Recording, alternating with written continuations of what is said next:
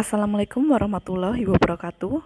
Teman-teman yang dirahmati Allah Subhanahu wa taala, dan semoga kita semua berada dalam lindungannya. Amin. Mohon maaf sebelumnya karena saya baru bisa memulai e-learning ini karena memang ada beberapa problem teknis. Untuk pertemuan ini saya akan membahas mengenai balance sheet atau yang biasa disebut dengan neraca. Sebelum kita berfokus pada neraca, saya akan menjelaskan sedikit mengenai laporan keuangan. Nah, terkait dengan laporan keuangan itu sendiri merupakan hasil akhir dari proses akuntansi, di mana dalam proses tersebut semua transaksi yang terjadi akan dicatat, diklasifikasikan, diikhtisarkan untuk kemudian disusun menjadi suatu laporan keuangan. Nah, dalam laporan keuangan tersebut akan terlihat data secara kuantitatif dari harta, utang, modal, pendapatan, dan biaya-biaya dari perusahaan tersebut. Jadi, laporan keuangan suatu perusahaan dapat dikatakan sebagai bentuk pertanggungjawaban pimpinan perusahaan yang berupa ikhtisar keuangan.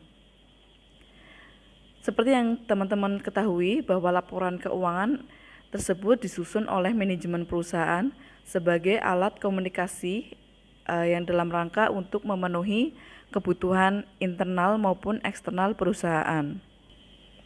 Menurut PSAK nomor 1 tentang penyajian laporan keuangan paragraf nomor 7 sampai 09, laporan yang lengkap terdiri dari 5 jenis atau 5 komponen.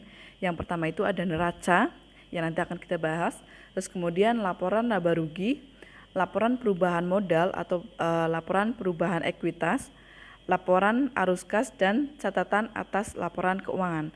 Akan tetapi jika memang diperlukan oleh suatu perusahaan, dapat pula menyajikan laporan tambahan seperti laporan mengenai lingkungan hidup dan laporan nilai tambah atau value added statement.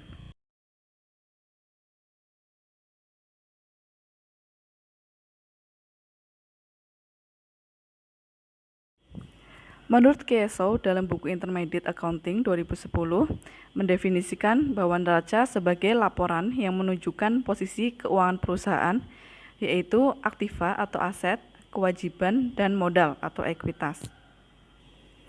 Aktiva atau aset merupakan sumber-sumber ekonomi yang diharapkan memberi manfaat di masa mendatang yang cukup pasti, yang dikuasai atau dimiliki oleh perusahaan sebagai hasil dari transaksi di masa lalu, seperti kas, persediaan, utang, surat berharga.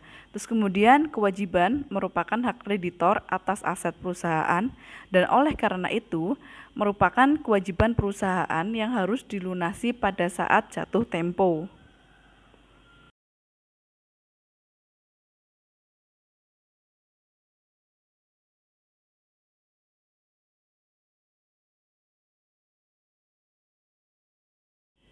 Kemudian modal atau ekuitas merupakan hak pemilik atau aset atau kekayaan suatu perusahaan.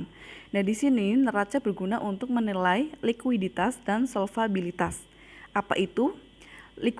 Likuiditas merupakan kemampuan perusahaan dalam memenuhi kewajiban jangka pendek. Ingat ya, kalau misalnya likuiditas itu kemampuan perusahaan dalam memenuhi kewajiban yang bersifat jangka pendek. Nah, sedangkan solvabilitas merupakan kemampuan perusahaan dalam memenuhi semua kewajibannya pada saat jatuh tempo. Nah, ini kalau untuk solvabilitas biasanya untuk jangka panjang.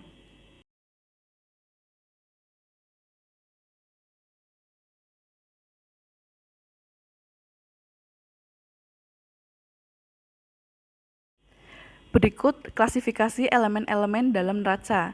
Seperti yang sudah di slide sebelumnya, ada aset, ada kewajiban, ada modal, ada hutang jangka panjang. Nah, di dalam aset ada aset lancar, ada aset tetap, dan ada aset lain-lain.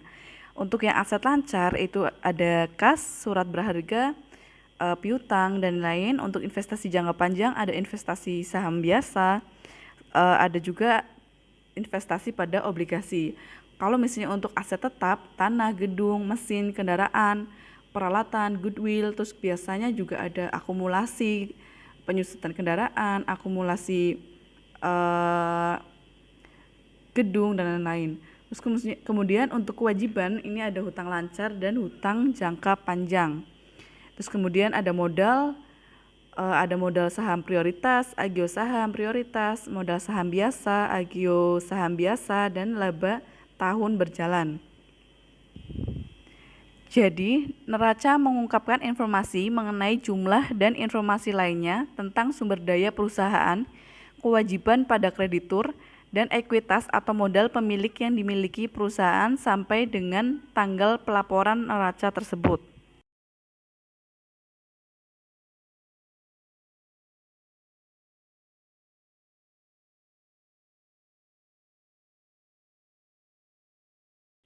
Aset lancar meliputi kas dan sumber-sumber ekonomi lainnya yang dapat diubah menjadi kas, dijual, atau habis dipakai dalam rentang waktu 1 tahun atau bahkan satu siklus operasi normal perusahaan, tergantung mana yang lebih panjang. Artinya aset lancar ini merupakan salah satu aktiva yang mudah dicairkan menjadi kas, gunanya untuk memenuhi keperluan pengeluaran perusahaan.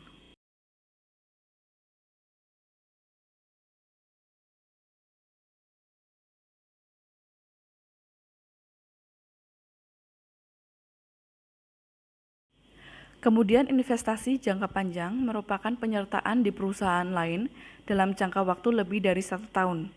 Tujuannya untuk memperoleh penghasilan tetap dari bunga obligasi, terus kemudian memperoleh penghasilan tidak tetap dari dividen saham dan menguasai perusahaan lain.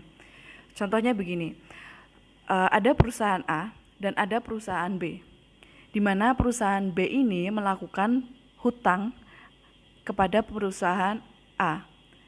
Maka perusahaan A ini akan mengeluarkan atau menerbitkan surat obligasi yang menyatakan bahwa perusahaan B itu melakukan hutang kepada perusahaan A dengan nominal yang sekian. Seperti itu. Nah, dari transaksi tersebut atau dari hutang tersebut pasti kan ada muncul bunga. Nah, bunga dari obligasi tersebut itu menjadi penghasilan tetap untuk perusahaan A. Terus kemudian tujuan yang kedua memperoleh penghasilan tidak tetap dari dividen saham. Jadi misalnya gini, perusahaan A itu menanamkan saham kepada perusahaan C atau D atau E atau yang lain. Nah, di mana perusahaan C, D atau E ini pastikan mengalami keuntungan, di mana dari keuntungan tersebut dibagilah kepada pemegang saham termasuk perusahaan A tersebut. Jadi perusahaan A tersebut memperoleh pembagian laba dari perusahaan C atau biasa disebut dengan dividen saham atau pembagian laba tadi ya, dari perusahaan C. Nah, maka dari itu dividen saham ini atau pembagian dari laba perusahaan yang ditanami modalnya itu atau ditanami sahamnya itu merupakan perolehan penghasilan yang tidak tetap. Terus kemudian menguasai perusahaan lain. Nah, masih berkaitan dengan investasi ya, atau penanaman atau investasi saham atau penanaman modal ke perusahaan lain. Artinya ketika perusahaan A ini mempunyai kepemilikan katakanlah atau saham yang dia tanam itu besar, katakanlah 60% banding 40%, 60% ini milik perusahaan A dan 40% ini milik perusahaan B, perusahaan C, maka dari itu perusahaan A ini dapat mengakui atau dapat dapat mengklaim kepemilikan dari perusahaan C tersebut.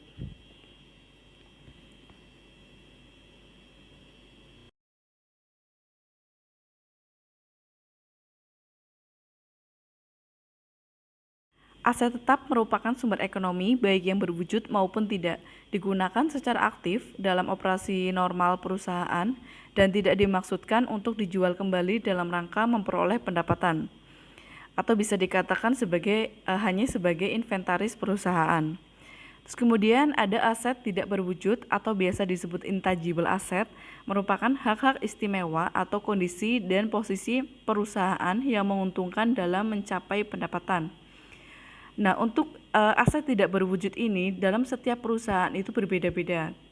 Biasanya sama sekali tidak ada yang sama untuk setiap perusahaan, dari perusahaan satu ke perusahaan yang lain. Untuk aset tidak berwujud ini seperti halnya seperti merek, citra perusahaan, terus hak paten, dan lain sebagainya. Mengapa merek, hak paten, citra itu mempunyai dan yang lain-lain mempunyai nilai yang lebih dibanding yang lain? Seberapa pengaruhnya aset tidak berwujud tersebut untuk perusahaan? Buat teman-teman yang tahu jawabannya, silakan isikan di kolom komentar ya.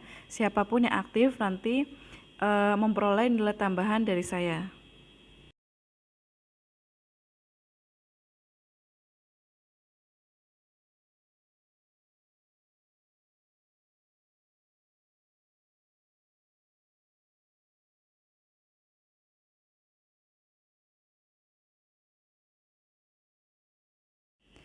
Aset lain-lain merupakan aset yang tidak dapat dikelompokkan ke dalam aset lancar, aset tetap, maupun investasi jangka panjang. Nah, contohnya seperti bangunan yang masih dalam konstruksi atau dalam pembangunan, terus kemudian mesin yang belum digunakan.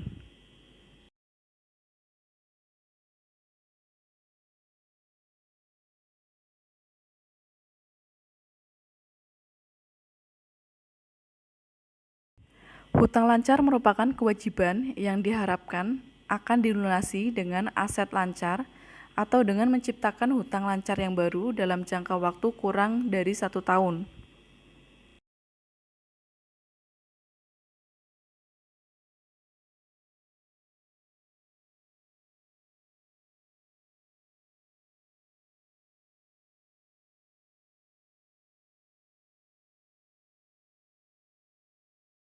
Sedangkan hutang jangka panjang merupakan kewajiban yang diharapkan akan dilunasi dalam jangka waktu lebih dari 1 tahun atau satu siklus operasi normal perusahaan. Contoh hutang jangka panjang yaitu hutang Wesselbank, hutang hipotek, hutang hak guna sewa, dan hutang obligasi.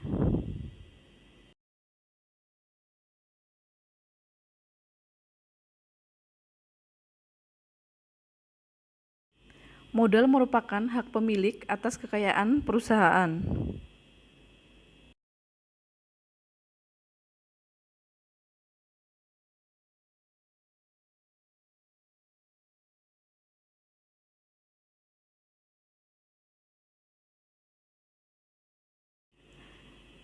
Modal pemilik yaitu sejumlah uang yang ditanamkan dalam satu perusahaan yang berjalan oleh pemilik atau oleh beberapa pemilik.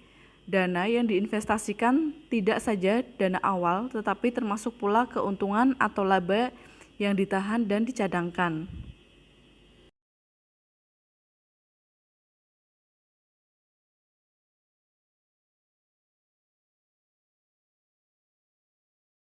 Kemudian disclosure merupakan pengungkapan tambahan atas informasi yang tidak disajikan di dalam batang tubuh laporan keuangan.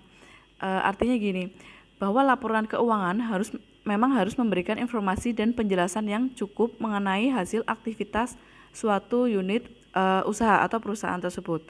Akan tetapi misalnya seperti kebijakan akuntansi, seperti metode depresi aset, metode penilaian persediaan, itu tidak harus muncul dalam laporan keuangan. Seperti yang kita tahu bahwa dalam laporan keuangan itu berisi tentang misalnya tadi ya kayak aset-aset, terus neraca, terus laporan laba ruginya, dan yang lain-lain. Nah, terus kemudian informasi tambahan baik numerik maupun tidak deskriptif atau rincian aset tetap, rincian simpanan giro bank, rincian surat-surat berharga, terus kemudian informasi pelengkap yang disyaratkan oleh lembaga pasar modal atau BPPAM, misalnya kayak seperti perhitungan rasio-rasio keuangan. Nah, hal-hal tersebut yang tidak perlu dimunculkan atau diungkapkan dalam laporan keuangan.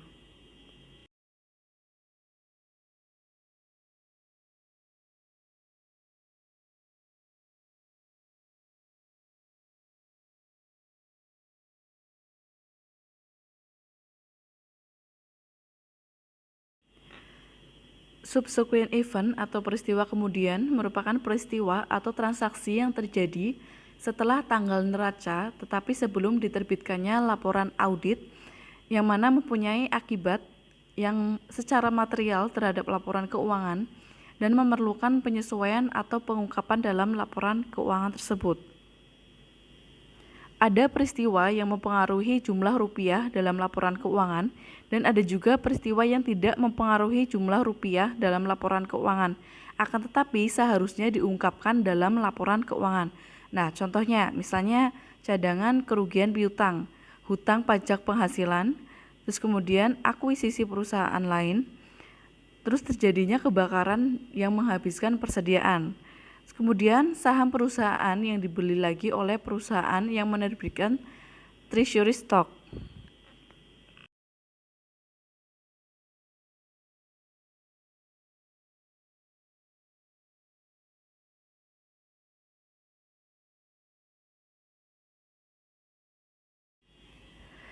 Demikian untuk pertemuan kali ini mengenai balance sheet atau neraca yang bisa saya sampaikan. Apabila dari teman-teman ada yang belum paham atau mau menambah apa yang teman-teman tahu atau menganggah dari apa yang saya sampaikan, silahkan untuk komentar di kolom komentar. Di sini saya membuka untuk diskusi untuk teman-teman.